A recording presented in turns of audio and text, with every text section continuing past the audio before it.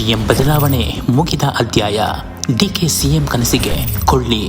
ಉಪಮುಖ್ಯಮಂತ್ರಿಯಾಗಿ ಸ್ಥಾನ ನನಗೆ ತೃಪ್ತಿ ತಂದಿದೆ ಎಂದ ಡಿಕೆ ಶಿವಕುಮಾರ್. ದಿನಕ್ಕೊಂದು ಸವಾಲು, ದಿನಕ್ಕೊಂದು ವಾದ ವಿವಾದ, ದಿನ ಬೆಳಗಾದ್ರೆ ನಾಯಕತ್ವದ ಚಿಂತೆ.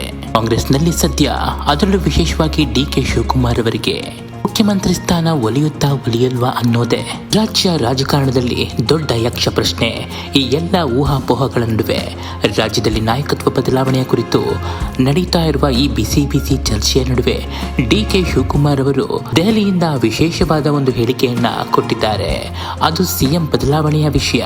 ಸಿಎಂ ಸ್ಥಾನ ಬದಲಾವಣೆಯ ವದಂತಿಯನ್ನು ತಳ್ಳಿ ಹಾಕಿದ ಡಿಕೆ ಶಿವಕುಮಾರ್ ಅವರು ಮುಖ್ಯಮಂತ್ರಿ ಕುರ್ಚಿಗಾಗಿ ವಿವಾದ ಅಂತ ಏನೂ ಇಲ್ಲ, ಉಪಮುಖ್ಯಮಂತ್ರಿಯಾಗಿ ಮುಂದುವರಿಯಲು ನನಗೆ ಸಂಪೂರ್ಣ ತೃಪ್ತಿ ಇದೆ ಅಂತ ಹೇಳಿದ್ದಾರೆ. ಈ ಒಂದು ತೃಪ್ತಿದಾಯಕ ಹೇಳಿಕೆ ಈಗ ಡಿಕೆ ಶಿವಕುಮಾರ್ ಅವರ ಸಿಎಂ ಕನಸಿಗೆ ಕೊಳ್ಳಿ ಇಟ್ಟಂತಾಯ್ತಾ ಅಂತ ರಾಜಕೀಯ ವಲಯದಲ್ಲಿ ಚರ್ಚೆ ನಡೀತಾ ಇದೆ. ಸತತವಾಗಿ ಕಳೆದ 3-4 ತಿಂಗಳುಗಳಿಂದ ಸಿಎಂ ಆಗಲೇಬೇಕು ಅಂತ ಪ್ರಯತ್ನ ಪಡ್ತಿದ್ದಂತಹ ಡಿಕೆ ಶಿವಕುಮಾರ್ ಅವರು ಏಕಾಏಕಿ ರಿವರ್ಸ್ ಗೇರ್ ಹಾಕಿದ್ಯಾಕೆ?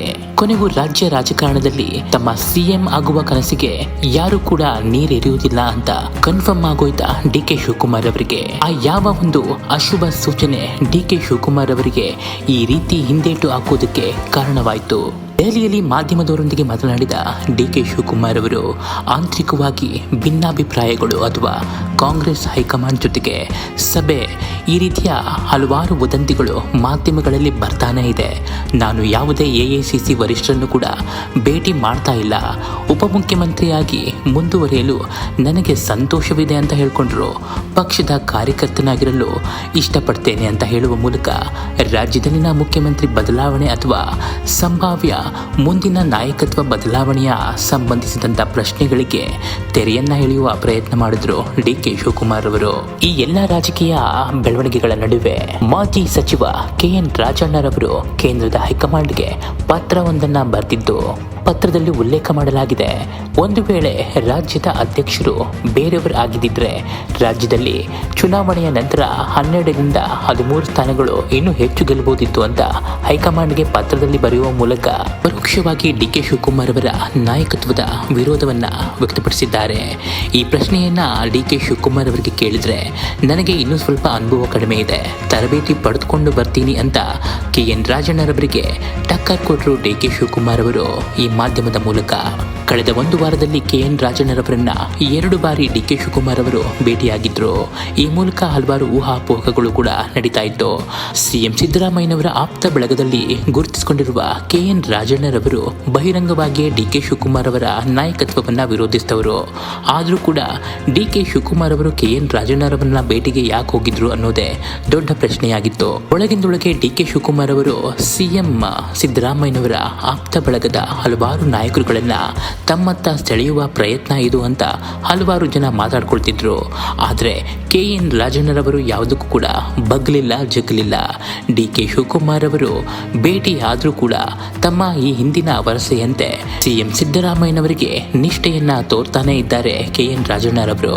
ಇನ್ನು ಡಿಕೆ ಶಿವಕುಮಾರ್ ಅವರು ನಾಯಕತ್ವದ ಬದಲಾವಣೆಯ ವಿಷಯದಲ್ಲಿ ಕೇಂದ್ರದ ಹೈಕಮಾಂಡ್ ಎಂಟ್ರಿ ಕೊಡುತ್ತಾ ಅಂತ ಕೇಳುವ ಪ್ರಶ್ನೆಗೆ ಡಿಕೆ ಶಿವಕುಮಾರ್ ಅವರು ಹೇಳಿದ್ದು, ಕೇಂದ್ರದ ರಾಹುಲ್ ಗಾಂಧಿಗೆ ನಾನು ತೊಂದರೆ ಕೊಡೋದಕ್ಕೆ ಇಷ್ಟಪಡೋದಿಲ್ಲ ಅಂತ.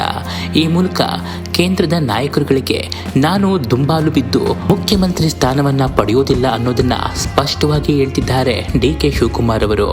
ಒಂದು ವೇಳೆ ಕೊಟ್ರೆ ತಗೊಳ್ತೀನಿ, ಇಲ್ದಿದ್ರೆ ಇಲ್ಲ ಅನ್ನುವ ನಿರ್ಧಾರಕ್ಕೆ ಬಂದೇ ಬಿಟ್ರ ಡಿಕೆ ಶಿವಕುಮಾರ್ ಅವರು.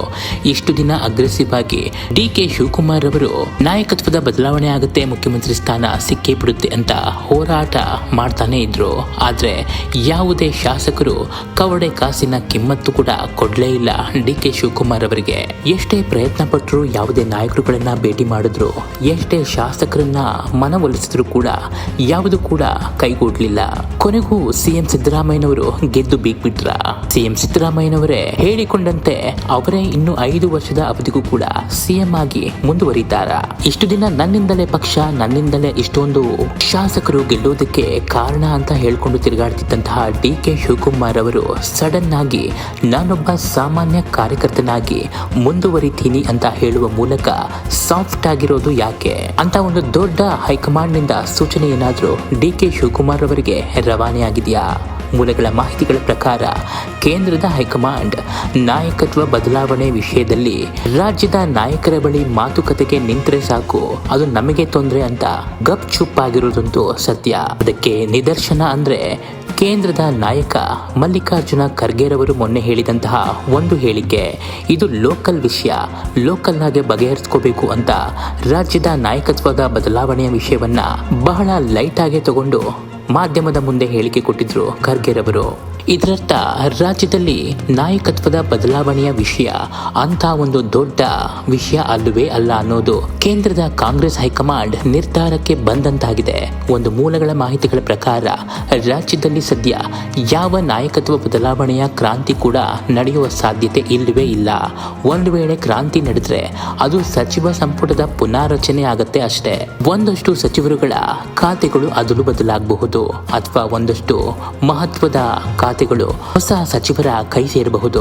ಹಲವಾರು ಶಾಸಕರುಗಳು ಸಚಿವರಾಗಿ ಪ್ರಮಾಣ ವಚನ ಸ್ವೀಕರಿಸುವ ಸಾಧ್ಯತೆ ಇದೆ. ಇನ್ನು ಹಲವಾರು ರಾಜ್ಯದ ಸಚಿವರುಗಳು ರಾಜೀನಾಮೆ ಕೊಟ್ಟು ಮನೆಗೆ ಹೋಗ್ಬೇಕಾಗುತ್ತೆ. ರಾಜ್ಯದ ಕಾಂಗ್ರೆಸ್ ಸರ್ಕಾರ ಅಂತೂ ಇಂತೂ ಇನ್ನೇನು ಕೆಲವೇ ತಿಂಗಳುಗಳಲ್ಲಿ 3 ವರ್ಷ ಕಳೆಯಲಿದೆ. ಇನ್ನು ಎಲೆಕ್ಷನ್ಗೆ 2 ವರ್ಷ ಬಾಕಿ. ಆ ನಂತರ ರಾಜ್ಯ ಸರ್ಕಾರಕ್ಕೆ, ಅದರಲ್ಲೂ ವಿಶೇಷವಾಗಿ ಸಿದ್ದರಾಮಯ್ಯ ನೇತೃತ್ವದ ಸರ್ಕಾರಕ್ಕೆ ಮುಂದಿನ ಎಲೆಕ್ಷನ್ ಬಹುದೊಡ್ಡ ಸವಾಲು.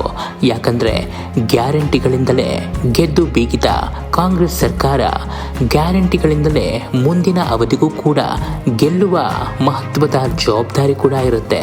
ಅದು ಯಾರ ನಾಯಕತ್ವದಲ್ಲಿ? ಒಂದು ವೇಳೆ ಸಿಎಂ ಸಿದ್ದರಾಮಯ್ಯನವರ ನೇತೃತ್ವದಲ್ಲೇ ಮುಂದಿನ ಚುನಾವಣೆ ನಡೆಯುತ್ತಾ ಅಥವಾ ಡಿ.ಕೆ. ಶಿವಕುಮಾರ್ ಅವರ ನೇತೃತ್ವದಲ್ಲಿ ನಡೆಯುತ್ತಾ ಅನ್ನೋದು ಇನ್ನು 2 ವರ್ಷಗಳ ನಂತರ ಗೊತ್ತಾಗುವ ವಿಷಯ.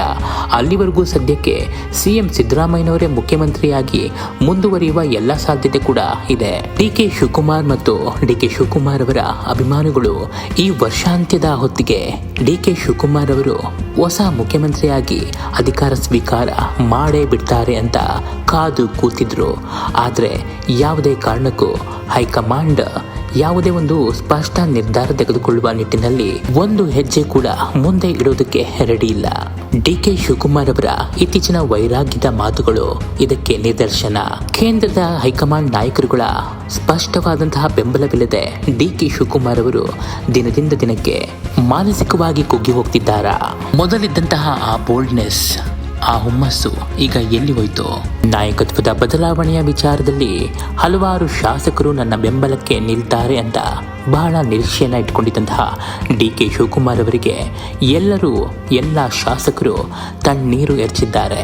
ಈಗೇನಿದ್ರು ಸದ್ಯ ಡಿ.ಕೆ. ಶಿವಕುಮಾರ್ ಅವರಿಗೆ ಕೆಪಿಸಿಸಿ ಅಧ್ಯಕ್ಷ ಸ್ಥಾನ ಹಾಗೂ ಉಪಮುಖ್ಯಮಂತ್ರಿ ಸ್ಥಾನವೇ ಗಟ್ಟಿ.